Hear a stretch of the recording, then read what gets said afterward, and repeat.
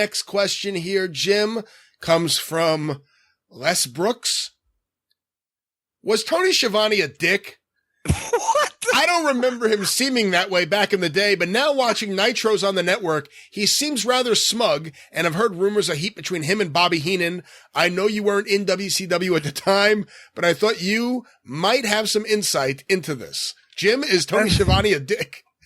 Well, let's put it, I worked with Tony for, about 4 or 5 years in the 80s. And then I didn't see him again until about fucking 6 months ago when he started doing a few of these autograph sessions, came to the Charlotte Fan Fest. And I've always enjoyed talking to him, and he tickled me and I tickled him then. And we've continued to laugh and talk and tickle each other. So he's never been a dick to me, but I don't know whether he was a dick because he just knew he was doing a shitty show in WCW, or they were telling him to be a dick, or he just didn't have much enthusiasm for what he was fucking doing. I have no idea.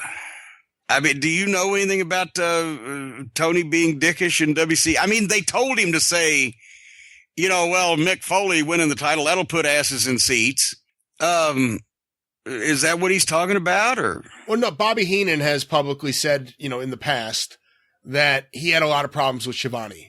Did he really? I have not heard this. Yeah, I don't off the top of my head remember all the details, but it is something Bobby has spoken about. And I could be wrong, but I think Schiavone has owned up to it. I think Schiavone has said, yeah, I did some things wrong in my relationship with Bobby, and I wish I could change things. Well, see, right there, see, when people, this is the kind of action you get, folks, when you're in the cult of Cornette, you come to Cornette's drive-thru.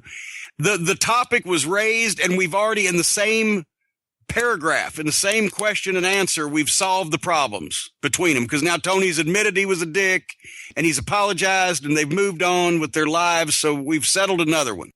Now, I don't know if Bobby ever forgave him, but that's another story. Maybe someone can get in touch. Don't start stirring stuff up now that we've actually done some good and solved some crises for people.